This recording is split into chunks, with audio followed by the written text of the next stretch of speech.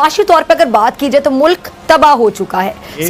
उस वक्त तक मुल्क जो है इस तरह के प्रोजेक्ट लॉन्च नहीं कर सकता। इंडिया की बात की जाए, हर हफ्ते ऑलमोस्ट हर हफ्ते वहाँ की गवर्नमेंट कोई ना कोई प्रोजेक्ट लॉन्च कर रही है। आई गेस ये अमेरिका का लग रहा है मुझे, तो इतना या चाइना का होगा। चाइना का ना मुझे लग रहा है कि ये इतनी टेक्नोलॉजीज़ वो इतनी शानदार ना, जो ये चाइना का ही हो सकता है। पाकिस्तान में भी ये चीज़ें हैं, बट पाकिस्तान में एयरपोर्ट आई थिंक टोटली 10 या 12 होंगे इंटरनेशनल और नेशनल फ़्लाइट्स के लिए, जिसमें से 1-2 को तो वैसे ही मसला रहता है कि एक्सीडेंट होते रहते हैं आए दिन। हुकूमत के पास अवामी मैंडेट नहीं है।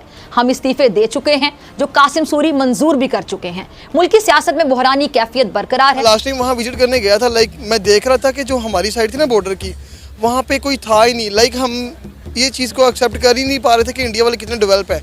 मेरे पास वीडियोस पड़ी है, मैं आपको दिखाऊंगा।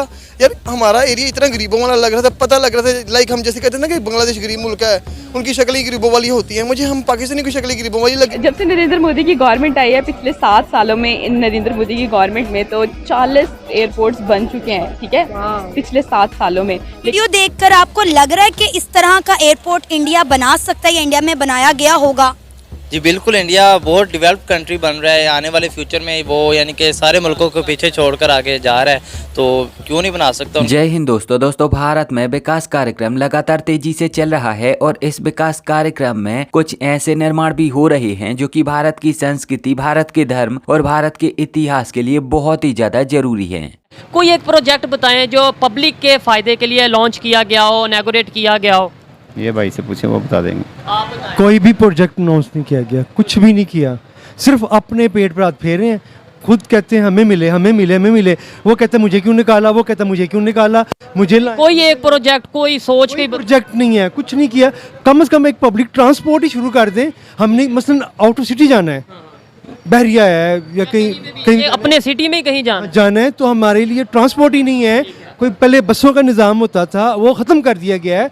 कम से कम वो निज़ाम तो शुरू किया जाए। अब दरअसल अयोध्या में श्री राम अंतर्राष्ट्रीय हवाई अड्डे के निर्माण का कार्य बहुत ही तेजी से आगे बढ़ रहा है। श्री राम अंतर्राष्ट्रीय हवाई अड्डा दुनिया के सबसे बड़े हवाई अड्डों में से एक होगा और भारत के सबसे बड़े हवाई अड्डों की सूची में ये सर्वप्रथम होगा। इस हवाई अड्डे का निर्माण भगवान श्री राम के मंदिर की थीम के अनुसार किया जा रहा है और ये हवाई अड्डा बहुत ही ज्यादा लग्जरी और साथ ही साथ मन को एक खास अनुभव प्रदान करने वाला हवाई अड्डा होगा। इस हवाई अड्डे का निर्माण करवाने वाले डायरेक्टर का यहाँ पर कहना है कि उनकी पूरी कोशिश होगी कि दिसंबर माह के अंत तक, यानी कि इसी माह के अंत तक इस हवाई अड्डे से पहला विमान उड़े। इस हवाई अड्डे के प्रथम चरण का 90% कार्य सफलतापूर्वक संपन्न हो चुका है और शेष बचा हुआ कार्य भी आने वाले 3 हफ्तों में सफलतापूर्वक संपन्न हो जाएगा। हवाई अड्डे का निर्माण करवाने वाले डायरेक्टर विनोद का यहाँ पर कहना है कि ये एयरपोर्ट इतना ज्यादा खास और इतना ज्यादा सुंदर होगा कि रामलला के दर्शन करने आने वाले लोग एयरपोर्ट को देखकर ही ये समझ जाएंगे कि वो रामलला की धरती पर खड़े हैं। रामलला की धरती से यहाँ पर मेरा मतलब है अयोध्या से, क्योंकि वैसे तो पूरा भारत ही भगवान श्री राम का है। आपको बता दें कि अयोध्या हवाई अड्डे के पहले टर्मिनल की बिल्डिंग बन चुकी है और इसकी क्षमता 500 यात्रियों की है, यानी कि ये 1 घंटे में 500 यात्रियों के आवागमन को झेल सकती है। डायरेक्टर का यहाँ पर कहना है कि आने वाले समय में एक और टर्मिनल बिल्डिंग बनाई जाएगी जो कि तकरीबन 50,000 स्क्वायर फीट में फैली होगी और ये टर्मिनल बिल्डिंग राष्ट्रीय और अंतर्राष्ट्रीय दोनों प्रकार के विमान के लिए काम में आएगी। आज के टाइम में अगर बात की जाए तो भाई एक मुल्क में जो है ना मॉडर्न ट्रांसपोर्टेशन का होना और खासतौर पर ऐसी जो है मोड्स ऑफ ट्रांसपोर्टेशन का जो जहां पर जो है ना न्यू टेक्नोलॉजी के लिए भी जो है बहुत सारी जो स्पेस आपको नजर आए,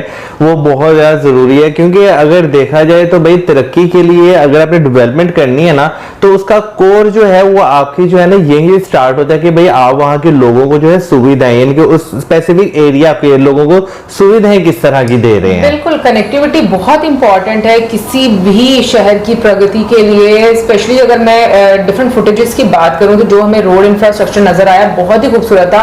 काफी खूबसूरत ब्रिज बने हुए थे, राउंड अबाउट्स हमें काफी ज्यादा खूबसूरत देखने को मिले और साथ में जो एक कनेक्टिविटी है वो बाय रोड, बाय एयर और बाय ट्रेन आपको देखने को मिलती है। तो इसका मतलब है कि डिफरेंट कैटेगरी के लोग जो जिस जिस सुविधा के मुताबिक हैं उनको वो सुविधाएं जो है वहाँ पर दी जा रही हैं। और एक चीज़ मुझे बड़ी अच्छी लगती है कि जब भी कोई प्रोजेक्ट स्टार्ट होता है स्पेशली उसमें आपके जो लोकल कल्चर है और जो आर्ट है उसका बहुत ज़्यादा ध्यान रखा जाता है और उसी बेस पर उस बिल्डिंग का आपको एक इंटीरियर नज़र आता है। तो मुझे ये सबसे ज़्यादा अच्छी चीज़ लगती है कि आपको एक ही कंट्री में काफ़ी सारे अगर हवाई अड्डे नज़र आते हैं या आपको बस स्टैंड नज़र आते हैं या आपको रेलवे स्टेशन नज़र आते हैं तो उसमें वहाँ की काफ़ी ज़्यादा आपको खूबसूरती, क्रिएटिविटी, कल्चर नज़र आता है जो कि डिफरेंट यात्रियों के लिए मुझे लगता है कि बहुत ही एक डिफरेंट अनुभव रहता होगा। क्योंकि जैसे वीडियो में ये बताया गया है कि पहले 74 हवाई अड्डे थे 2014 में, लेकिन 2023 तक 148 हो गए। इसका मतलब है कि उसके साथ टूरिज्म कितना बड़ा होगा, रेवेन्यू कितना जनरेट हुआ होगा और अगर टूरिज्म आए हैं तो लोकल जो लोग हैं उनको रेवेन्यू कितना ज्यादा अपॉर्चुनिटी मिली होगी जनरेट करने की, क्योंकि डिफरेंट होटल्स इस्तेमाल होते हैं, जो डिफरेंट शॉप्स होती हैं, लोग शॉपिंग करते हैं फूड के लिए। सो मुझे लगता है कि ये इसमें वाकई में जब आप एक मरतबा में गवर्नमेंट इन्वेस्टमेंट करती है तो आपको लॉन्ग टर्म में बहुत ज्यादा इसके बेनिफिट्स नजर यार उसके साथ साथ जो है एक और चीज मैं यहाँ पे कहना चाहूंगी, इंडियन गवर्नमेंट जो है वो अच्छा खासा पैसा जो है एक इंफ्रास्ट्रक्चर पे इन्वेस्ट करती है। जैसे इसकी अगर बात की जाए तो लगभग 1405 करोड़ जो रुपए हैं वो इसकी लागत है। तो अगर देखा जाए तो बीच में आपको जो सुविधाएं देखने को मिलती हैं, जैसे अगर इसके देखा जाए तो आपको इंसुलेटेड रूफ टॉप देखने को मिलता है, स्काई लाइन्स देखने को मिलती है, स्काई लाइट्स, एलईडी, यानी कि आप अगर देखा जाए तो टेक्नोलॉजी का जो है ना उस जगह पर भरपूर इस्तेमाल किया जाता है। क्योंकि अगर देखा जाए तो अभी 500 लोगों को एक टाइम पर यहाँ पर जो है आप सर्विस दे सकते हैं और आने वाले टाइम में लगभग 2000 लोगों तक जो है ये आपको देखने को मिलेगी। तो इसमें कोई शक नहीं कि भाई जब पैसा इन्वेस्ट किया जाता है फिर उसके बाद जो है ना आपको उस जगह की तारीफ भी करते हैं कि भाई हाँ यहाँ पे जो सर्विसेज हैं वो अच्छी हैं।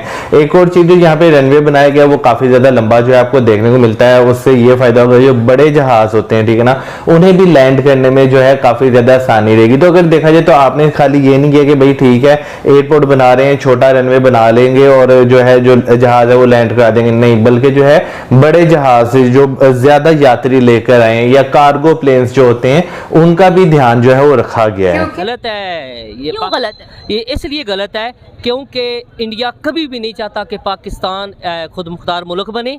पाकिस्तान अपने पांव पे खड़ा होकर अपने लोगों के बारे में सोचे। क्या हम चाहते हैं कि इंडिया हमसे आगे बढ़े? कभी भी नहीं हम चाहते। देखे ना, जो भी अब देखे मईशत का दौर है, कोई भी कंट्री ये नहीं चाहेगी कि हमसे दूसरी कंट्री इकोनॉमिकली आगे निकल जाए। और आप देख ले पाकिस्तान तो खुद कुछ नहीं कर रहा है। इसी में हम स्पेशल मेंशन करते हैं कि इंडिया नहीं चाहता, इंडिया नहीं चाहता। भाई कोई भी मुल्क नहीं चाहता कि हमसे कोई दूसरा मुल्क आगे निकले।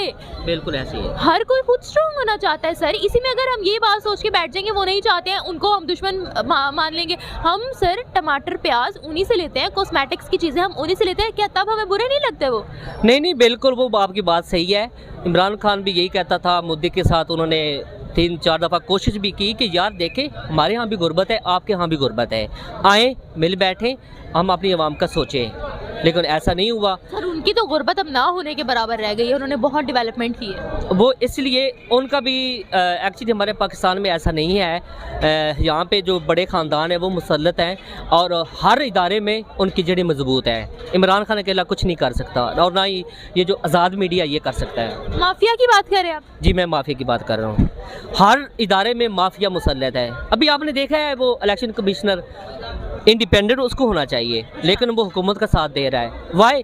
क्योंकि ये जो हुकूमत है वफाकी, सबसे बड़ा फॉल्ट हमारा पता क्या है कि हमारे हर इदारे में ना दूसरे सेक्टर्स की इन्वॉल्वमेंट बहुत ज्यादा है। जी बिल्कुल बहुत ज्यादा इन्वॉल्व है ये इदारे। ये अपने हदूद में रह के काम नहीं कर रहे हैं। हालांकि केवल तमिलनाडु ही नहीं बल्कि भारत सरकार अलग अलग स्टेटों के लिए कई और अन्य परियोजनाओं पर काम कर रही है।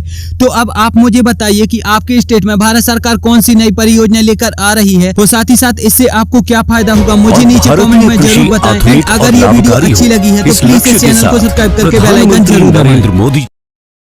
अब अयोध्या में मंदिर के साथ साथ जो इतना विशाल और भव्य एयरपोर्ट भी बन रहा है तो ये भारत के लिए एक गर्व की बात है। हालांकि इस पर आप क्या सोचते हो, आपकी क्या प्रतिक्रिया है, मुझे नीचे कमेंट में जरूर बताएं। और अगर आपको ये वीडियो अच्छी लगी है तो प्लीज़ इस चैनल को सब्सक्राइब करके बेल आइकन जरूर दबाएं। मिलेंगे एक नई वीडियो में, तब तक के लिए जय हिंद, वंदे मातरम।